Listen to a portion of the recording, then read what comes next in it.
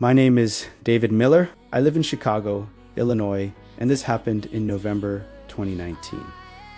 Let me share with you a moment when I thought my life was over. I was drowning in debt, overwhelmed by failure, and convinced that I had no way out.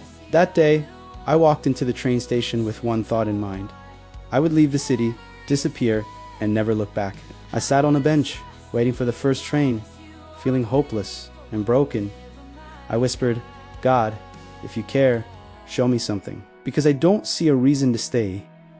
As I sat there, a stranger approached me. He didn't look rushed or distracted. He looked calm, almost purposeful. He asked if he could sit beside me, and then he began to speak. He told me about Jesus. He said, "I don't know what you're going through, but I believe God wants you to know He hasn't forgotten you."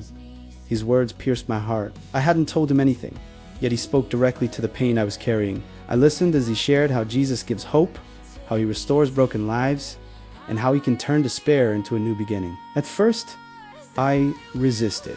I thought, this is just coincidence. But the more he spoke, the more I felt something stirring inside me. It was as if God Himself was answering my silent cry through this man. We talked for a long time, right there in the station. He prayed with me, and for the first time in months, I felt peace. I realized that running away wouldn't solve anything. What I needed was not escape, it was restoration. That day, I didn't board the train. Instead, I walked back home with a new sense of clarity.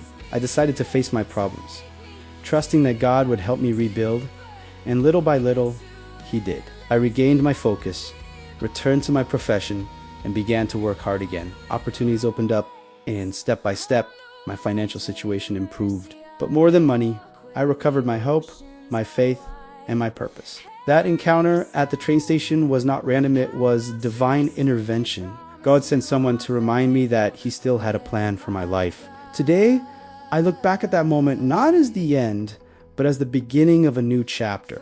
The train station became the place where God stopped me from running away and gave me the courage to live again. It was the turning point that restored my life.